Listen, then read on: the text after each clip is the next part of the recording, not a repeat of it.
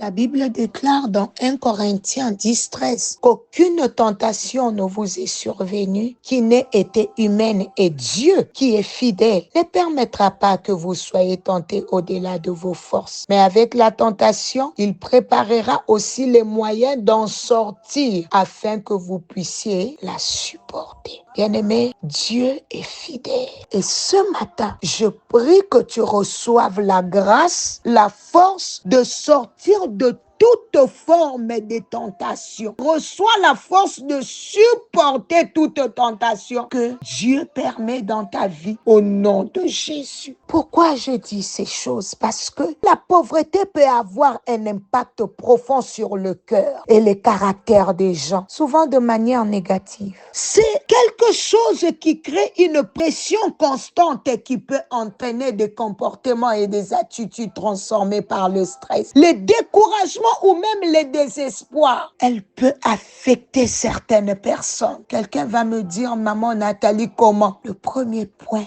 l'envie. La pauvreté peut provoquer des comparaison malsaine avec ceux qui semblent avoir plus. Bien-aimé, cela amène à l'envie, un sentiment de frustration. Tu as vu comment tu es tout le temps frustré? Tu as vu comment tu es tout le temps dans le mécontentement face à ce que les autres possèdent? Ça, c'est l'envie. Cette envie peut se transformer en une rancune envers ceux qui réussissent. Je prie ce matin que le Seigneur brise cette puissance d'envie au nom de Jésus. Bien-aimé, le deuxième point, je veux parler de la méchanceté. Le poids de la pauvreté. Lorsqu'il devient insupportable, ça peut endurcir le cœur. Certaines personnes deviennent méchantes ou froides, non par choix, mais à cause des souffrances qu'elles vivent et de l'amertume accumulée. Bien-aimé, mets ta main sur ton cœur ce matin, que le feu de Dieu consume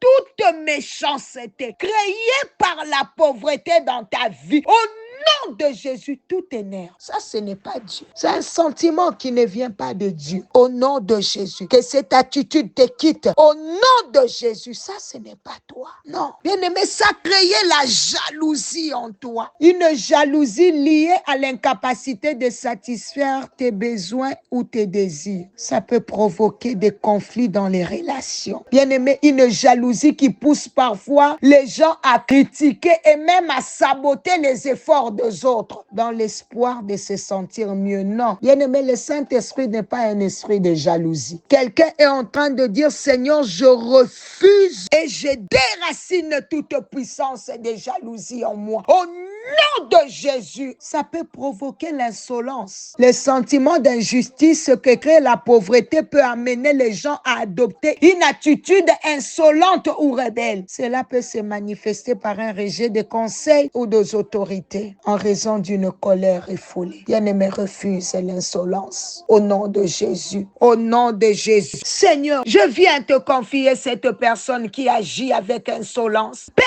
adoucis son cœur. Seigneur, remplis-le d'humilité et de sagesse. Donne-lui des paroles de bonté et de respect. Et guéris les blessures ou frustrations qui pourraient alimenter son comportement. Au nom de Jésus, je prie que Dieu transforme ton caractère afin que ça reflète l'amour et la paix. Merci Seigneur, tu es le Dieu qui change le cœur. Bien-aimé, la pauvreté peut créer des incompréhensions chez une personne sous l'effet du stress et des difficultés. Certaines personnes perdent leur capacité à se montrer empathiques ou compréhensives envers les autres. Cela peut entraîner des tensions dans les relations familiales et sociales. Refuse ces choses au nom de Jésus. Quelqu'un dit, je refuse d'être pauvre au nom de Jésus. Bien-aimé, l'amertume en toi. La pauvreté peut s'aimer une amertume qui détruit la joie et la paix intérieure. Elle pousse les gens à vivre avec des regrets, un sentiment constant de vide. Je refuse ces choses en toi au nom de Jésus. Ça peut créer le désespoir à l'absence de perspective. La pauvreté peut plonger les gens dans un état de désespoir où ils perdent confiance en eux-mêmes et en leur capacité à surmonter leurs difficultés. Refuse cela au nom de Jésus. Et toi qui m'écoutes, regarde comment tu t'occupes culpabilise. Dieu ne te condamne pas. Qui te dit que c'est de ta faute si tu es dans cette situation? Qui te dit que si ton foyer est dans cette situation, c'est forcément ta faute? Non. Refuse la culpabilité au nom de Jésus. Refuse aussi d'accuser les autres au nom de Jésus. Oh, telle personne est la cause de ma situation. Si je suis comme ça, c'est à cause d'un tel. Qui t'a dit que Dieu ne peut pas te restaurer? Dieu doit toujours se référer à toutes les personnes que tu accuses avant de te faire du bien. Dieu n'a que faire de cela. Dieu n'a pas besoin des avis de gens ou encore des conseils de qui que ce soit pour te bénir. Au nom de Jésus, la puissance de Dieu est au-dessus des hommes et au-dessus de la sorcellerie, au-dessus des pactes, au-dessus des alliances démoniaques. Au nom de Jésus, cherche Dieu en profondeur.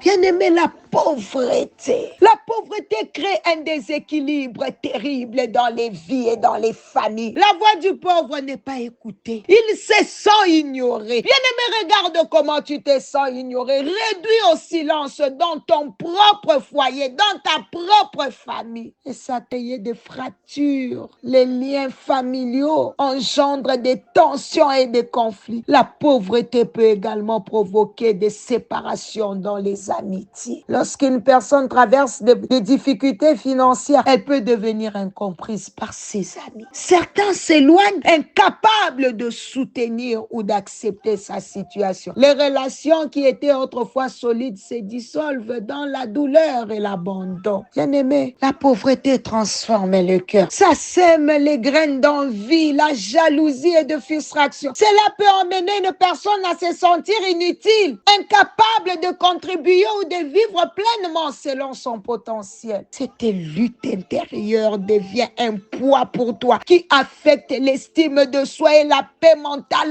Que ça tombe au nom de Jésus. La pauvreté dans son extrême peut pousser certaines personnes vers des comportements malhonnêtes, simplement pour survivre et échapper à leur détresse. La pression constante d'un manque de ressources peut entraîner des décisions désespérées comme voler. Bien-aimé, tu voles pour nourrir tes enfants. Tu mens pour nourrir tes enfants. Tu trompes les autres dans l'espoir de combler un vide financier. Tu es devenu malhonnête pour pouvoir mettre de quoi manger sur la table. Ce n'est pas toujours un choix, parfois une réaction aux circonstances difficiles. Bien-aimé, ne te laisse pas déformer par ta situation. Tu sais pourquoi? Même dans la pauvreté, Dieu offre un chemin de droiture. Il te donne la force de résister à ses tentations. Il ouvre des portes pour prospérer avec honnêteté. Les cœurs peuvent être restaurés lorsque nous nous tournons vers Dieu. C'est pour cela que j'ai introduit par la tentation, avec ces versets de la tentation. C'est pour te montrer que tu peux surmonter ces choses que j'ai énumérées, bien étant dans une situation difficile. Oh Père, je te remets tous ceux qui souffrent des impacts de la pauvreté ce matin. Ceux dont le cœur est blessé et brisé. Seigneur, restaure leur dignité et leur espoir. Ouvre des portes de bénédiction et brise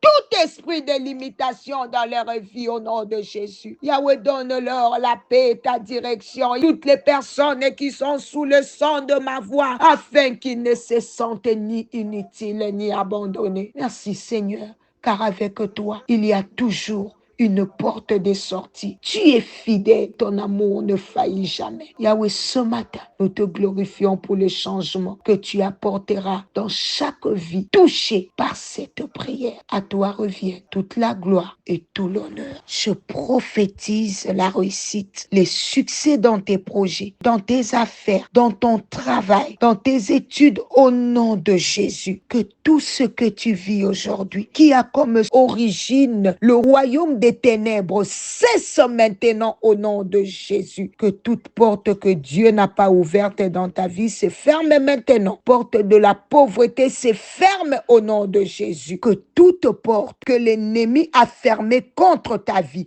la porte de la réussite, de la faveur, de la richesse, de l'abondance, de toutes les bonnes choses choses que tu cherches soient ouvertes maintenant au nom de Jésus. C'est dans le précieux nom, le glorieux nom, le merveilleux nom de celui qui s'appelle Emmanuel, de celui qui a promis d'être avec nous tout le jour jusqu'à la fin du monde. Notre Seigneur et Sauveur, notre Roi de rois, notre Seigneur des seigneurs, Jésus-Christ de Nazareth. Nous avons ainsi prié et demandé. Amen, amen. Si tu crois en cette prière, dis Amen. N'hésite pas à la partager à tes contacts pour la gloire de Jésus. C'était bien l'humble servante de l'Éternel, Maman Nathalie Lukula. Que Dieu vous bénisse. Bye bye.